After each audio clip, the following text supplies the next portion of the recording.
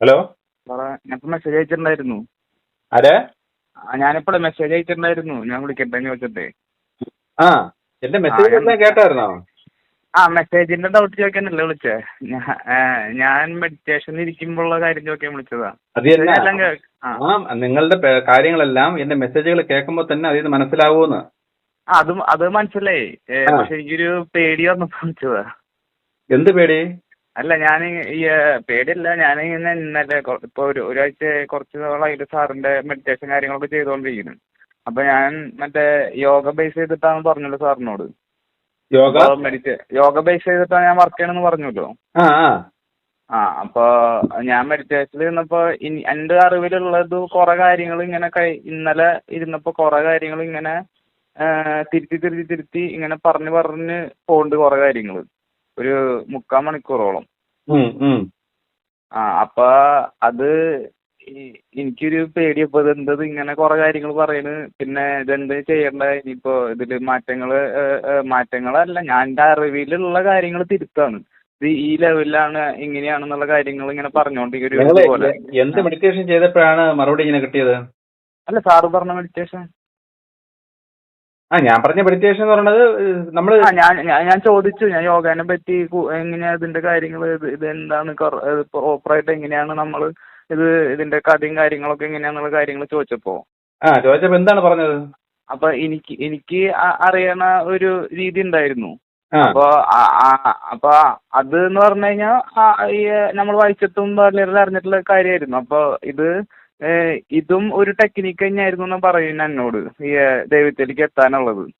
കഴിഞ്ഞ കാലത്ത് ഇത് ഈ മറ്റേ ഈജിപ്തിലത്തെ ഒക്കെ ഗോഡിനെ കണ്ടിട്ടില്ലേ, മറ്റേ ഒരു മനുഷ്യനും മൃഗമായിരിക്കുമല്ലോ അവരുടെ ഒരു ഇത്. അപ്പൊ അതിന്ന് എനിക്ക് എന്റെ അറിവിലുള്ളതുണ്ട്, മറ്റേ ത്രിലോകിനാഥനാന്ന് പറയും ആളെ.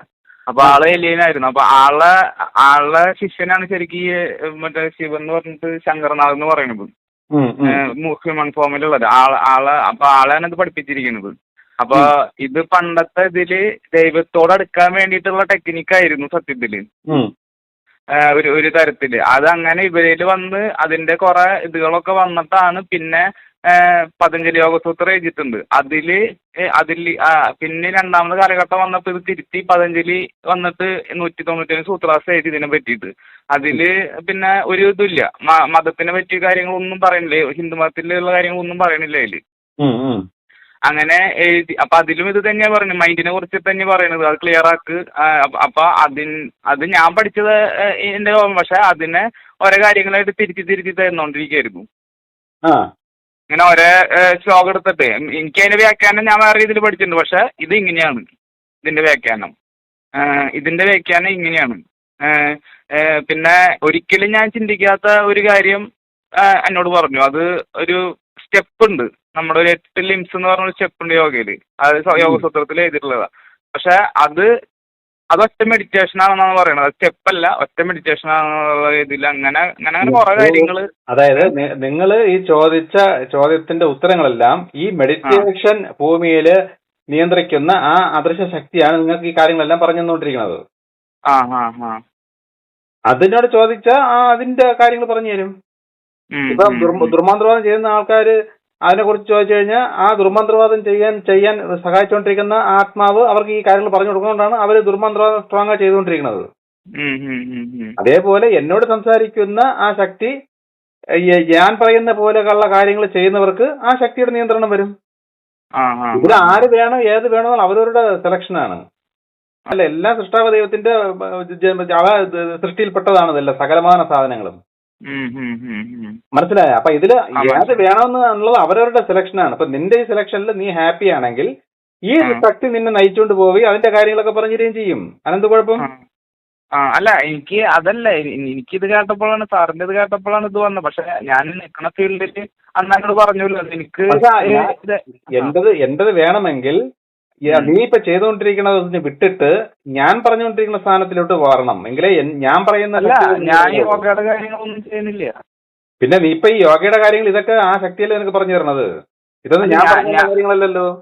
അല്ല ഞാൻ അതില് ഇന്നത്തെ ചോദ്യം ചോദിച്ചപ്പോ എനിക്ക് ഉത്തരം കിട്ടിയതാണ്. ആ ഉത്തരം പറഞ്ഞതാണ് ഞാൻ പറഞ്ഞത്. ആ ഉത്തരമാണ് നിനക്ക് നിന്നെ നിയന്ത്രിച്ചുകൊണ്ടിരുന്ന ആ സാധനമാണ് ഇപ്പൊ ഉത്തരം പറഞ്ഞു തന്നത്.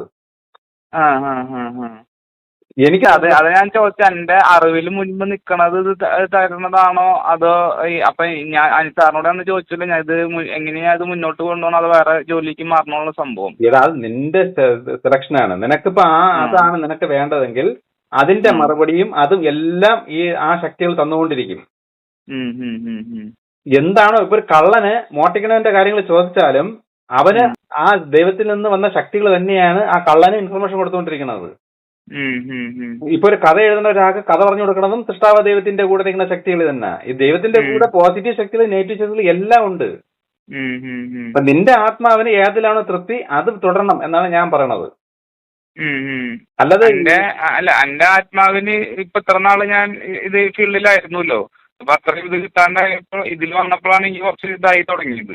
അപ്പൊ അങ്ങനെ പഴയത് വിടണം. പഴയത് മൊത്തം വിട്ടാലേ പുതിയ ഇപ്പൊ നമുക്കൊരു സ്ഥലത്ത് പോകണം. സൃഷ്ടാവ ദൈവത്തിലേക്ക് പോകാൻ വേണ്ടിയിട്ടുള്ള ഒരുപാട് മാർഗങ്ങളുണ്ട്. അതിൽ ഒരു മാർഗമാണ് നീ പറഞ്ഞ മാർഗം. അതെ അതെനിക്ക് മനസ്സിലാക്കി ചോദിച്ചപ്പോ ഇതിലെന്താ സംഭവം അത്രേ പറഞ്ഞിട്ടുള്ളൂ.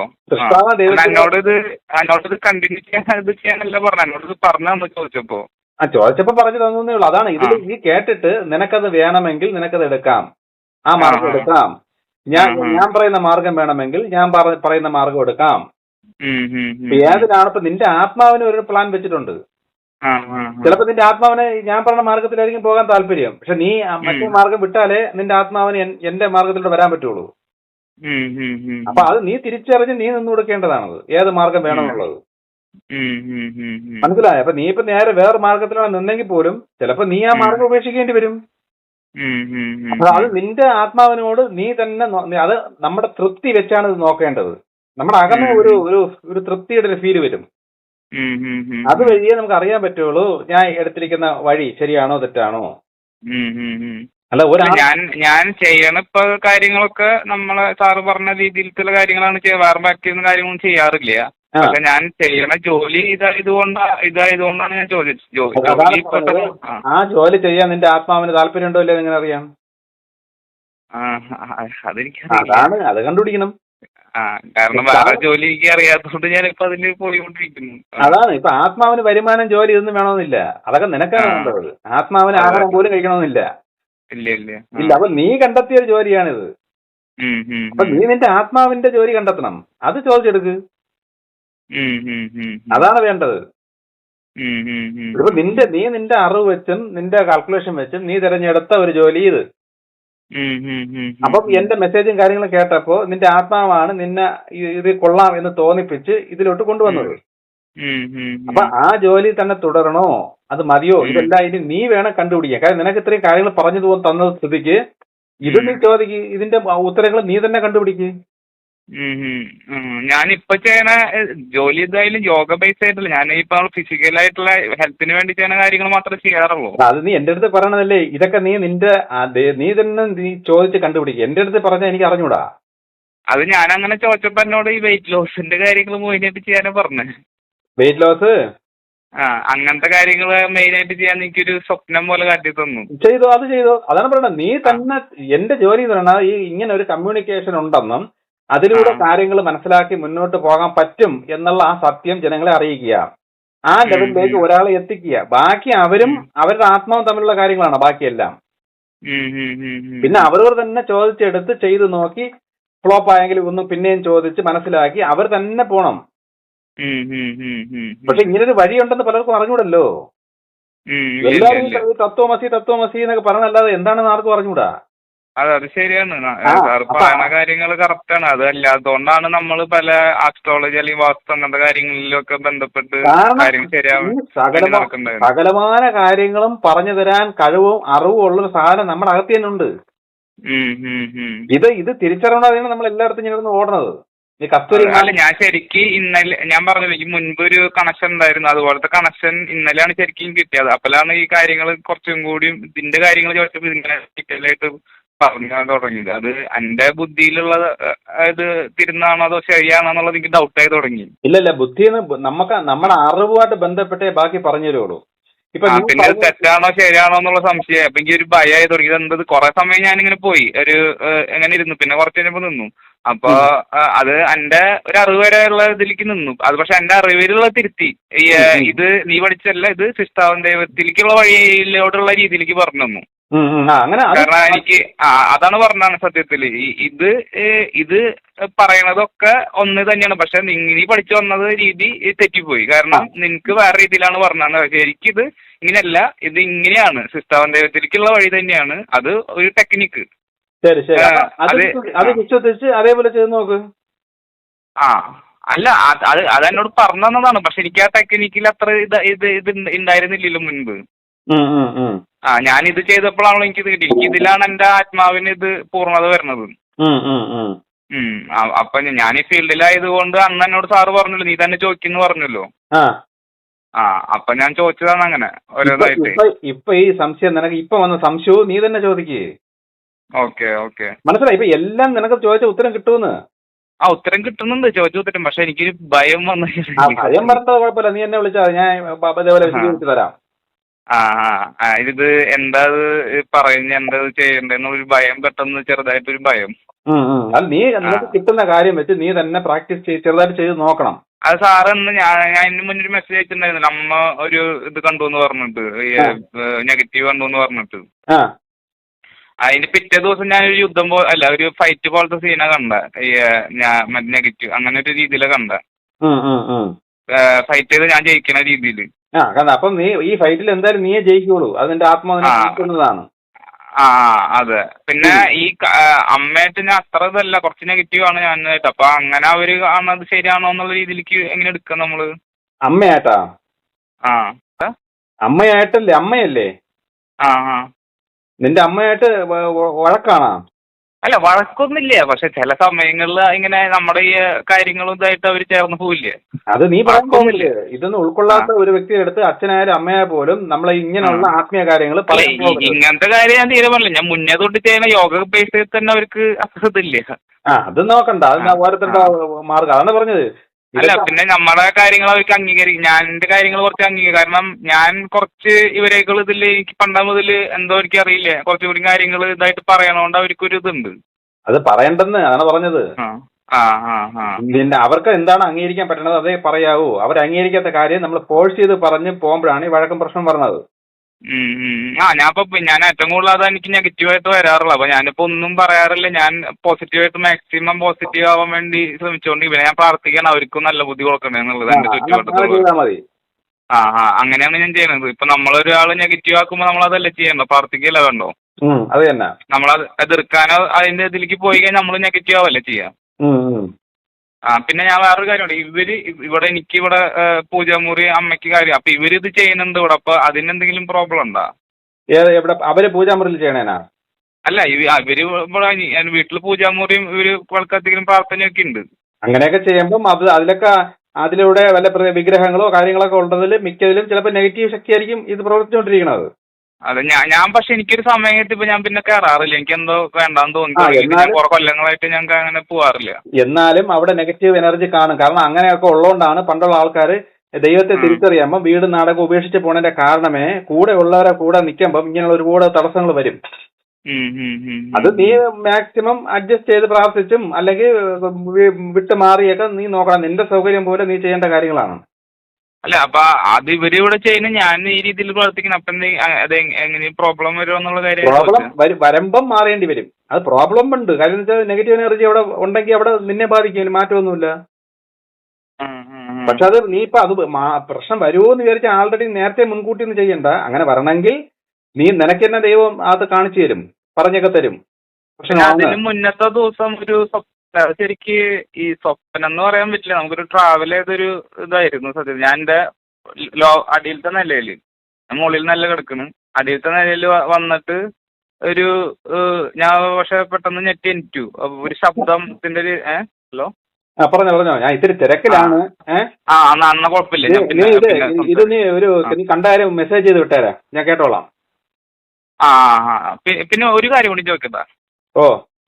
ആ സാറ് പറഞ്ഞല്ലോ മറ്റേ നമ്മള് ഇപ്പൊ സത്യയുഗം തുടങ്ങി നമ്മൾ അതിലേക്ക് തെരഞ്ഞെടുത്ത് അതിലേക്ക് കൊണ്ടുപോയി പുതിയ യുഗം തുടങ്ങുന്ന കേസ് പറഞ്ഞല്ലോ. അപ്പൊ നമുക്കപ്പൊ ഇനി മരണമില്ല, നമ്മൾ ഇമ്മോർട്ടൽ ആവോ? നമ്മൾ ഈ കാലഘട്ടത്തിൽ നിന്റെ ഈ ജന്മത്തിൽ തന്നെ ഈ സത്യയുഗം ആസ്വദിച്ചാൽ പിന്നെ അടുത്ത ജന്മം വേണ്ട ആവശ്യമില്ല. ഇപ്പൊ എന്റെ റൂട്ടിൽ വരുന്നവരെ ഈ ജന്മത്തിൽ തന്നെ സത്യയുഗം ആ യുഗം ആസ്വദിപ്പിക്കുകയല്ലേ. അല്ല സാറ് പറഞ്ഞത് അതൊരു 300 കൊല്ലം കഴിഞ്ഞിട്ട് തുടങ്ങുന്നല്ലേ പറഞ്ഞത്? അത് ഭൂമി മൊത്തം ആയി വരുമ്പോഴാണ്. അപ്പൊ അല്ല അതുവരെ നമ്മളുണ്ടാവും. അത് ചോദിച്ചു. നിന്റെ ആയുസിൽ നീ ആ ലെവലിൽ എത്തിയാൽ നിനക്ക് ഈ ആയുസിൽ തന്നെ ആ സത്യയുഗം ആസ്വദിക്കാൻ പറ്റും. അപ്പൊ നമുക്ക് മരണം ഉണ്ടാവില്ല? ആസ്വദിച്ചിട്ട് മരിക്കും, പിന്നെ പ്രായമാകുമ്പോ മരിക്കണ്ടേ? അല്ല ചോദിച്ചത് എങ്ങനെയാണ്? പ്രായമാകുമ്പോ നീ മരിക്കും. പ്രായമാണതിനകത്ത് ചിലപ്പോ 10 ദിവസം വരെയും ആസ്വദിക്കുന്നത്, ചിലപ്പോ 1 വർഷം വരെയും ആസ്വദിക്കുന്നത്. അത് നീ എപ്പോ എത്തുന്നു അതനുസരിച്ചിരിക്കും. പെട്ടെന്ന് എത്തിയാൽ ഇപ്പോഴെ തന്നെ ആസ്വദിച്ചു തുടങ്ങാം. മനസ്സിലായ? അത് നീ ആസ്വദിച്ചില്ല എന്നുണ്ടെങ്കിൽ നിന്റെ ആത്മാവ് അടുത്ത ജന്മം എടുത്ത് വന്ന് ബാക്കി അന്ന് പഠിക്കും.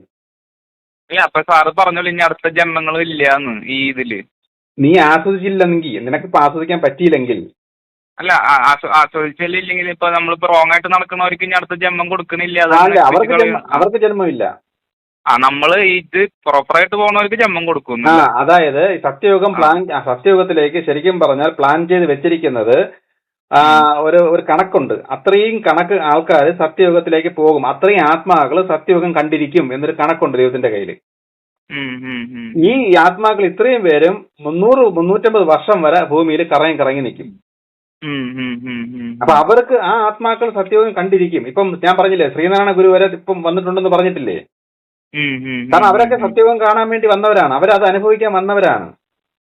അപ്പൊ ഇപ്പോഴും പറ്റിയില്ലെങ്കിലും അവരെ ബാക്കി അടുത്തതിൽ അനുഭവിച്ച് അവർ ആ ആത്മാവ് തിരിച്ചു പോവുള്ളൂ. പക്ഷെ ഇതൊക്കെ കേട്ടും കൊണ്ട് ഇതിലൊന്നും വലിയ കാര്യമൊന്നുമില്ല, അത് അപ്പോഴും നോക്കാം എന്നൊക്കെ പറഞ്ഞ് ഉഴപ്പുന്ന ആത്മാക്കൾക്ക് ഇനി ചാൻസ് ഇല്ല. അവർ അറിവെല്ലാം കിട്ടിക്കഴിഞ്ഞു, അറിയിപ്പെല്ലാം കിട്ടി, അറിവും കിട്ടിക്കഴിഞ്ഞു. ഇനി അവർക്ക് എന്ത് ചാൻസ്? പക്ഷെ നീ കഠിനമായി ശ്രമിച്ചു, പക്ഷെ പറ്റിയില്ല, എത്തിയില്ല. അതിന് മുമ്പേ നിന്റെ പ്രായമായി പോയി. അപ്പം എന്റെ ഒരു ദൈവം പറഞ്ഞെന്ന് വെച്ചാൽ ചിലപ്പോൾ പ്രായം വരെ കൂട്ടി തരും. ഇപ്പൊ നിനക്ക് ഒരു 75 വയസ്സ് ആണെങ്കിൽ ചിലപ്പോൾ 85, 90, 100 ചിലപ്പോൾ തന്നിരിക്കും, ഇത് ആസ്വദിക്കാൻ വേണ്ടി മാത്രം. അപ്പൊ നമ്മള് ഹെൽത്ത് വൈസ് ആയിട്ട് ഒന്നും ചെയ്യേണ്ട ആവശ്യമില്ല. ഇപ്പൊ നമ്മള് മറ്റേ ബോഡിക്ക് ഇതിന് വേണ്ടിട്ട് അതൊക്കെ നീ ആത്മീയ വളർച്ച ഇല്ലാത്തതാണ് ബോഡിക്ക് വേണ്ടി ഇങ്ങനെ ഹെൽത്തിൽ പിടിച്ചോണ്ടിരിക്കുന്നത്. അതൊക്കെ വളർന്നു കഴിയുമ്പോ ഇതെല്ലാം പ്രകൃതിയാൽ തന്നെ അതൊക്കെ വരും. ആ ലെവലിലേക്ക് നീ എത്തണം. അപ്പൊ നമ്മൾ നിർത്തിയാൽ മതി. ഇപ്പൊ അങ്ങനെയാ അതിന്റെ കാര്യങ്ങള്. അതൊക്കെ നീ നിന്റെ അടുത്ത് തന്നെ ചോദിക്ക്, നിന്റെ ആത്മാവിനോട് തന്നെ ചോദിച്ച് മനസ്സിലാക്കി ചെയ്യേണ്ട കാര്യങ്ങൾ. ഞാൻ പറഞ്ഞാലൊന്നും പെട്ടെന്ന് എല്ലാരും വിശ്വസിക്കൂല. അല്ല എനിക്ക് വിശ്വസിക്കണോണ്ട് കുഴപ്പമില്ല, ഞാൻ ചോദിച്ചു എന്നുള്ളൂ. അത് ഉണ്ട്, അങ്ങനെയൊക്കെ ഉണ്ട്. ഇതൊക്കെ അനുഭവിച്ചറിയേണ്ട കാര്യങ്ങളാണ്. ഇതൊക്കെയാണ് സത്യയോഗം എന്ന് പറയുന്നത്. നമുക്ക് വ്യായാമം ചെയ്യാതെ ആരോഗ്യം, ആഹാരം കഴിക്കാതെ പോഷകം, ഇതൊക്കെ കിട്ടുന്ന ഒരു മേഖലയുണ്ട്. അതിലോട്ട് എത്തുമ്പോഴാണ് ആ സത്യയോഗത്തിൽ അത്രയും പോസിറ്റീവ് ആവുമ്പോഴല്ല അതിലേക്ക് വരിക. അത്രയും ആവണം, അത്രയും ആയി വരണം. ഓക്കെ.